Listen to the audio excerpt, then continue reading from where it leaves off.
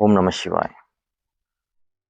குரு யாரு அப்படின்ற கேள்விக்கு பதில பார்ப்போம். குருன்றவர் வசீகரத்தன்மை பேச்சு உடையவரா, இல்லை வசீகரத்தன்மை தோற்றம் உடையவரா, அல்லது பொருள் வலிமை உடையவரா அப்படின்னு பார்த்தா இது மூணுமே இல்லை.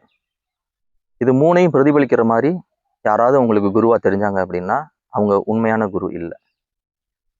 ரொம்ப உண்மையான குருவை தோற்றத்தை வச்சு உங்களால் கணிக்க முடியாது. ஆத்மார்த்தமா உணர மட்டும்தான் முடியும்.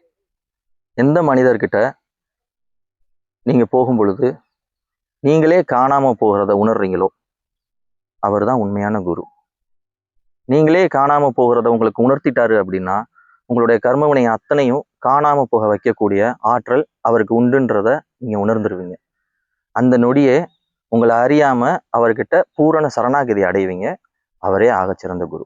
ஓம் நம சிவாய்.